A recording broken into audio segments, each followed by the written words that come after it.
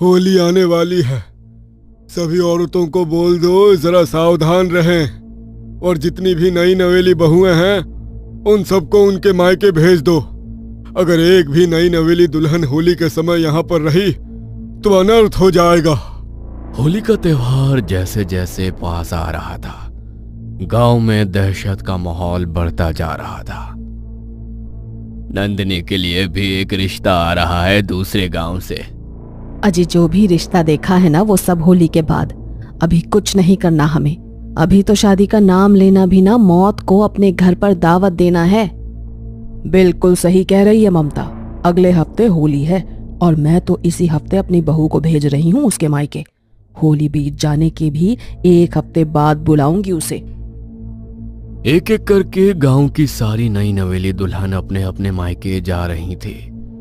पूरे गांव में होली के नाम पर डर का माहौल फैलता जा रहा था, जैसे होली नई सुहागनों के लिए किसी अनहोनी का संकेत लेकर आने वाला हो। इसी बीच एक शाम नंदिनी को सुप्रिया का फोन आया। कितने दिनों बाद फोन किया है तूने? कहाँ पर खोई रहती है तू? अपनी सहेली की तुझे याद भी नहीं आती है क्या? अरे यार, ऐसी कोई बात नहीं है, मुझे तेरी बहुत याद आती है, पर तू तो जानती है ना, इतने टाइम से काम की वजह से खुद के लिए भी टाइम नहीं मिल पा रहा था। रहने दे, इतने भी क्या काम आ गए तुझे कि तू एक फोन तक नहीं कर सकती है समय निकाल कर। मैं तो बहुत नाराज हूँ तुझसे, सच्ची। अरे बाबा, आप गुस्सा मत हो मुझसे। तेरे लिए एक बहुत अच्छा गिफ्ट है, कुछ दिन में वो तेरे पास आ जाएगा और मुझे पूरा यकीन है कि उस गिफ्ट को देखकर तू अपनी सारी नाराजगी भूल जाएगी। रहने दे बस, कुछ नहीं चाहिए मुझे। बात करते करते सुप्रिया के फोन की बैटरी खत्म हो गई और उसका फोन स्विच ऑफ हो गया। ये लो, अब इसने कॉल भी कट कर दिया। ये लड़की भी ना, और पता नहीं कौन से गिफ्ट भेज रही है ये मेरे लिए। लेकिन इस बार जो भी हो, मैं किसी गिफ्ट से मानने वाली नहीं। सुप्रिया और गौरव ने भागकर शादी कर ली थी और अपनी पहली होली वे नंदिनी के साथ उसके गांव में मनाना चाहते थे, और यही सुप्रिया का नंदिनी के लिए गिफ्ट था। माँ, इस बार यहाँ पर ये मेरी आखिरी होली होगी। उसके बाद तो शादी के कम से कम 5-6 साल तक मैं होली पर यहाँ नहीं आ पाऊंगी। पता नहीं किसका मनहूस साया है वो। कितनी दुल्हनों को उसकी वजह से अपनी जान गंवानी पड़ी। ऐसा बस किसी और के साथ ना हो। तू अब इन चीज़ों के बारे में ज़्यादा बात मत कर। उसका तो नाम लेना भी मनहूसियत को दावत देना है। खाना बन गया है, खा ले। न जाने वो ऐसा कौन सा खतरा था जिससे सब बुरी तरह से डरे हुए थे। अब होली आने में सिर्फ एक दिन बाकी था। सभी गांव वालों ने अपने घर की खिड़कियां और दरवाजे शाम को ही बंद कर लिए, मगर रात के लगभग 8 बजे नंदिनी के घर की डोरबेल बजी। अरे, अब कौन आ गया? होली के समय तो वैसे भी कोई रात को अपने घर से बाहर नहीं निकलता, तो घर पर कौन आया होगा? शायद कमला बहन होगी। पूजा का सामान देना था ना उन्हें। जाकर देख। नंदिनी ने जाकर घर का दरवाजा खोला तो सामने सुप्रिया को देखकर वो चौंक पड़ी, क्योंकि सुप्रिया ने अपनी मांग में सिंदूर भरा हुआ था और हाथों में नई दुल्हन का चूड़ा पहना हुआ था। उसके साथ में उनका कॉलेज फ्रेंड गौरव भी था। ये सब देखकर नंदिनी को कुछ समझ में नहीं आया, मगर सुप्रिया को दुल्हन जैसा श्रृंगार किया देखकर नंदिनी के पैरों तले की जमीन खिसक गई और उसका चेहरा डर से पीला पड़ गया। लग गया ना 440 वोट का झटका तुझे? अरे, मैंने और गौरव ने शादी कर ली है। लगा ना जोर का झटका? और हमारी शादी अभी पिछले हफ्ते ही हुई है। सबसे पहले हम तुझसे ही मिलने आए हैं।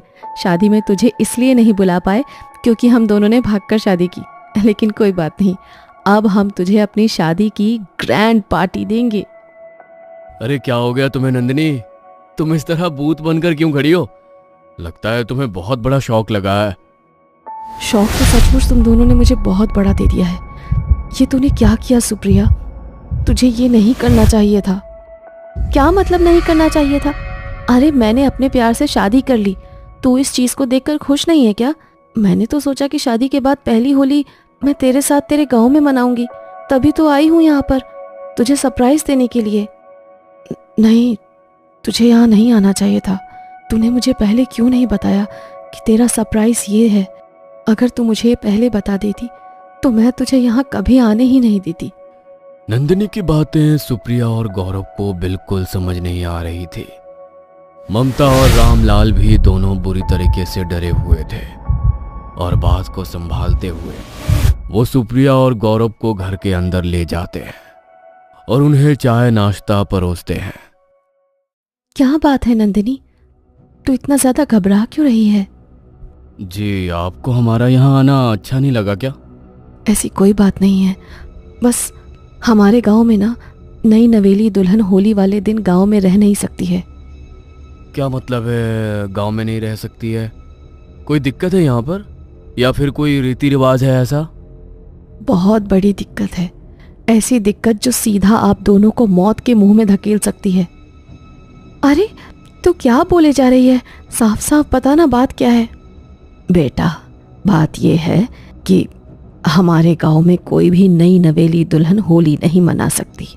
अगर कोई भी नई नवेली दुल्हन होली के दिन इस गांव में होती है तो वो उसे नहीं छोड़ती, वो उसे अपने साथ ले जाती है। वो जो सालों से नई नवेली दुल्हनों को अपना शिकार बना रही है, वो प्रेत, वो आत्मा, वो रूपा। अरे आंटी, क्या बोल रही हैं आप? आपके कहने का मतलब है कि गांव में भूत है? हंसने की बात नहीं है बेटा, हम दोनों सच कह रहे हैं। तुम दोनों हमारे लिए हमारे बच्चे जैसे हो। हम तुम्हारी सलामती चाहते हैं, इसीलिए तुम्हें शहर वापस जाने को बोल रहे हैं। यहाँ से चले जाओ। सभी लोगों के समझाने पर गौरव और सुप्रिया शहर जाने के लिए राजी हो जाते हैं, मगर वहां से निकलने के लिए जब गौरव अपनी गाड़ी स्टार्ट करने लगता है तो काफी जोर लगाने पर भी गाड़ी स्टार्ट नहीं होती है। अरे यहाँ आसपास कोई मैकेनिक है क्या? पता नहीं गाड़ी को क्या हो गया है, गाड़ी चालू ही नहीं हो रही है। तो आप एक बार उतर कर खुद देखिए ना, क्या पता कोई वायर हिल गया हो। गौरव गाड़ी से उतरकर उसे अच्छे से चेक करता है, लेकिन गाड़ी में कोई खराबी उसे नजर नहीं आती है और लगातार कोशिश करने के बाद भी गाड़ी स्टार्ट होने का नाम ही नहीं लेती है। भगवान, ये कैसी मुसीबत है। अब इन लोगों की गाड़ी भी खराब हो गई। अब ये लोग होली का दिन शुरू होने से पहले यहाँ से कैसे निकलेंगे? अब तो सुबह ही मैकेनिक इस गाड़ी को ठीक करेगा। यहाँ आसपास कोई मैकेनिक है तो आप ही बुला लीजिए। गाड़ी ठीक होगी तभी तो हम यहाँ से जा पाएंगे। मैं एक मैकेनिक को जानता हूँ, उसके पास फोन करता हूँ। नंदिनी के पापा गांव में काम करने वाले मैकेनिक के पास फोन करते हैं, मगर वो रात के पहर वहां पर आने से साफ इनकार कर देता है। मैकेनिक ने तो आने से साफ मना कर दिया। होली के समय गांव में नई सुहागनों के साथ साथ बाकी लोगों में भी डर फैला हुआ है, इसीलिए कोई अपने घरों से बाहर निकलना नहीं चाहता। यानी कि आज रात हमें यहीं पर रुकना पड़ेगा? हाँ सुप्रिया, लेकिन तुम ज्यादा टेंशन मत लो। सुबह होते ही मैं कुछ जुगाड़ कर लूंगा और फिर हम दोनों यहाँ से निकल जाएंगे। आप सब टेंशन मत लीजिए। गाड़ी ठीक ना होने की वजह से अब सुप्रिया और गौरव को नंदिनी के घर पर ही उस रात रुकना पड़ता है। आधी रात को जब सभी लोग गहरी नींद में सोए थे, तभी गौरव के कानों में पायल की छम छम की आवाज आती है, जैसे उसके आसपास पायल पहने कोई घूम रहा हो। अरे सुप्रिया, क्यों इतनी रात को पायल छनका रही हो? बड़ी मुश्किल से तो आंख लगी है, अपने पैरों को हिलाना बंद कर दो प्लीज। इतना कहकर गौरव जैसे ही पलटकर अपनी दूसरी तरफ देखता है तो वहां सुप्रिया थी ही नहीं। ये देखकर वो हड़बड़ाकर नींद से उठता है। सुप्रिया कहाँ चली गई? सुप्रिया, सुप्रिया, कहाँ हो तुम सुप्रिया? गौरव उठकर सुप्रिया को इधर उधर देखने लगता है। तभी उसकी नजर खिड़की के बाहर जाती है और वो देखता है कि सुप्रिया एक पेड़ की तरफ नंगे पांव चलती जा रही है। सुप्रिया कहाँ जा रही हो? रुक जाओ, मेरी बात सुनो। सुप्रिया, सुप्रिया सुनो। गौरव खुद भी खिड़की से कूदकर जल्दी से सुप्रिया के पीछे जाता है और जैसे ही वो सुप्रिया के पास पहुंचकर उसके कंधे पर हाथ रखता है तो सुप्रिया उसे पलट कर देखती है मगर सुप्रिया को देखकर डर के मारे गौरव के पसीने छूट जाते हैं, क्योंकि सुप्रिया का चेहरा बेहद भयानक हो चुका था। आंखों की पुतलियां जैसे एक जगह जम गई थी और चेहरे पर एक अजीब सी शैतानी हंसी छाई हुई थी। ये क्या हो गया तुम्हें? तुम्हारी आंखें, और तुम इस तरह से हंस क्यों रही हो? और तुम इतनी रात को यहाँ पर क्या कर रही हो? चलो मेरे साथ वापस घर पर। तुम जानती हो ना अंकल आंटी ने हमें क्या कहा था? बच नहीं पाओगे, शिकार तो तुम बनोगे मेरा। जिंदा नहीं छोड़ूंगी इसे। इस गांव में कोई भी नई नवेली दुल्हन होली नहीं मना सकती, क्योंकि अगर वो होली मनाएगी तो सिर्फ खून की होली मनाएगी। इतना बोलकर सुप्रिया एक भयानक हंसी हंसती है और गौरव वहीं बेहोश हो जाता है। कई घंटे बाद जब गौरव को होश आता है तो वो देखता है कि नंदिनी और उसके परिवार वाले गांव वालों के साथ घेरा बनाकर उसके पास खड़े हुए हैं। बेटा, तुम ठीक हो? सुप्रिया कहाँ है? वो उसे ले जाएगी। मुझे मेरी सुप्रिया को लेकर यहाँ से जाना है। कहाँ है मेरी सुप्रिया? आप शांत हो जाइए। नहीं, मुझे शांत नहीं होना। मैं पूछ रहा हूँ सुप्रिया कहाँ है? बताओ मुझे उसे लेकर अभी के अभी इस गांव से निकलना है। मैं उसे कुछ नहीं होने दूंगा। इससे पहले कि नंदिनी कुछ बोल पाती, तभी जोर से कुछ गिरने की आवाज आती है। सभी लोग भागकर गौरव के साथ एक कमरे की तरफ जाते हैं। रामलाल जल्दी से कमरे का दरवाजा खोलता है। सामने कुर्सी पर रस्सियां से बंधी सुप्रिया अपने नाखूनों से लगातार अपने चेहरे को नोच कर खून से लहूलुहान कर लिया था और उसका खून उसके पूरे कपड़ों पर फैल चुका था। सुप्रिया, ये क्या कर रही हो तुम? तुम्हारे चेहरे से कितना खून बह रहा है। क्यों अपने आप को इतना नुकसान पहुंचा रही हो? ये सब क्या हो रहा है इसे?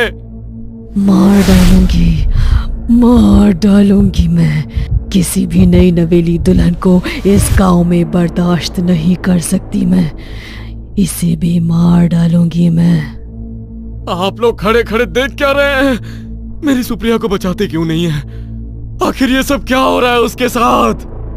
अचानक से सुप्रिया सब रस्सियां अपने हाथों से तोड़ देती है और वहां से भागने की कोशिश करती है, मगर इससे पहले कि गौरव या कोई आगे बढ़कर सुप्रिया को पकड़ पाते, सुप्रिया अपने हाथों को पीछे की तरफ दीवार से लगातार पैरों को मारकर दीवार पर उल्टा चढ़ना शुरू कर देती है।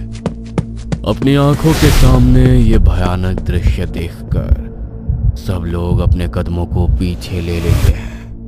मेरी सहेली को छोड़ दो, वो यहाँ से चली जाएगी। भगवान के लिए उसकी जान बख्श दो। उसको नहीं पता था कि इस गांव में होली का क्या रहस्य है। उसे जाने दो, उसे छोड़ दो। कोई नहीं बचेगा। जो खुशी मुझे नहीं मिली वो किसी और को भी नहीं मिलेगी। मेरे साथ जो हुआ था उसका बदला मैं इससे तो क्या, हर उस नई नवेली दुल्हन से लूंगी जो इस गांव में आएगी। इतना कहकर सुप्रिया के अंदर बसी हुई वो प्रेत जोर जोर से चिल्लाती है और धम से जमीन पर कूद जाती है और पास में रखे हुए एक नुकीले हथियार को उठाती है और अपनी गर्दन पर रख देती है। प्लीज, मैं तुम्हारे आगे हाथ जोड़ता हूँ, मेरी पत्नी को छोड़ दो। बहुत बड़ी गलती हो गई हमसे जो हम यहाँ पर आए। माफ कर दो हमें। मेरी पत्नी को कुछ मत करो। गौरव की तरफ देखती हुई सुप्रिया जोर जोर से भयानक तरीके से हंसने लगती है और एक ही झटके में उस नुकीले हथियार से अपनी गर्दन पर वार कर देती है। उसकी गर्दन से खून बहकर उसके कपड़ों पर फैल जाता है और वो निठाल होकर सीधी जमीन पर गिर पड़ती है। ये क्या किया तुमने? मेरी सुप्रिया मुझे छोड़कर चली गई। ये सब कुछ क्या हो गया मेरी सुप्रिया के साथ? सुप्रिया, संभालिए खुद को प्लीज। मैंने आपसे कहा था ना कि आपको यहाँ से चले जाना चाहिए। ये पहले भी बहुत सी नई नवेली दुल्हनों की जान ले चुकी है और इस बार इसने हमारी सुप्रिया। पर ये सब कुछ क्या हो रहा है? आखिर क्या वजह है कि कोई भी नई नवेली दुल्हन इस गांव में होली नहीं मना सकती है? क्यों मेरी सुप्रिया को भी उस प्रेत का शिकार होना पड़ा? क्यों? इसके पीछे एक लंबी कहानी है बेटा, और वो कहानी इसी गांव की रूपा की है। रूपा अपने नाम की तरह ही बहुत अधिक रूपवती थी। पूरे गांव के लोग उसके रूप की बहुत चर्चा करते थे। रूपा अपने ही गांव के अमन नाम के लड़के के साथ प्रेम संबंध में थी और उससे शादी करना चाहती थी। अमन, होली आने वाली है और मैं चाहती हूँ कि इस होली के बाद या फिर इस होली से पहले हम दोनों शादी करके हमेशा के लिए पति पत्नी के पवित्र बंधन में बंध जाएं।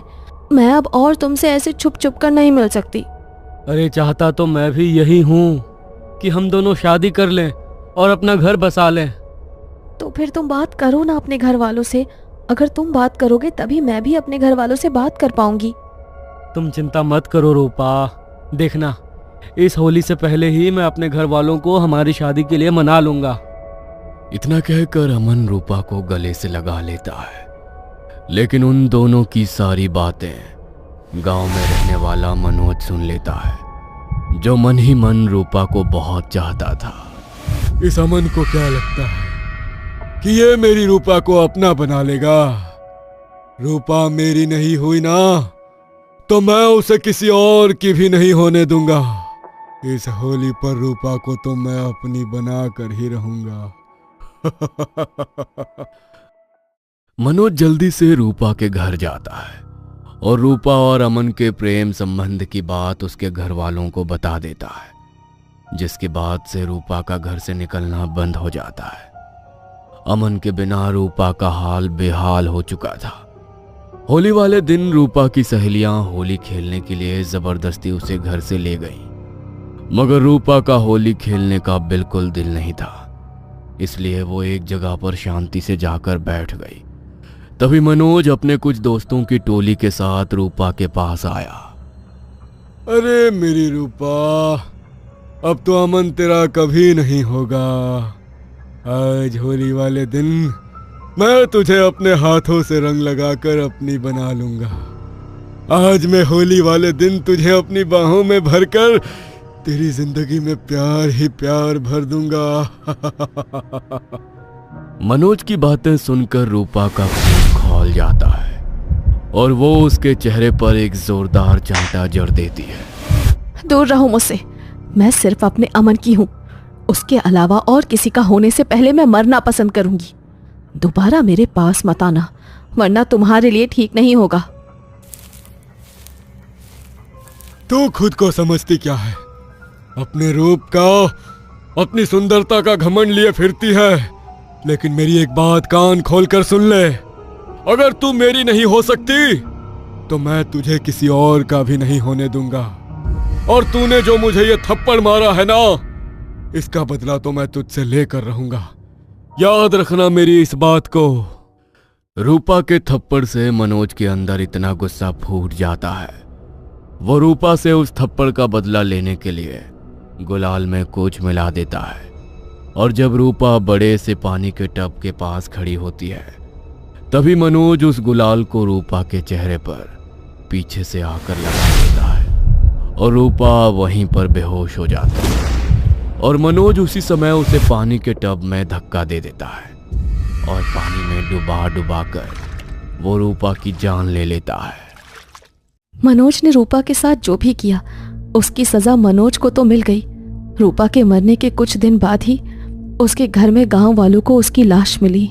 लेकिन उसके बाद से इस गांव में कोई भी नई नवेली दुल्हन होली नहीं मना सकती है, क्योंकि रूपा का श्राप है इस गांव पर।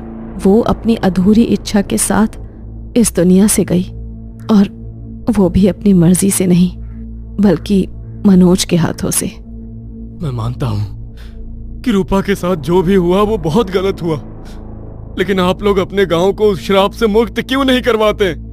ऐसे तो ना जाने कितनी नई नवेली दुल्हनों को उसकी वजह से अपनी जान गंवानी पड़ेगी।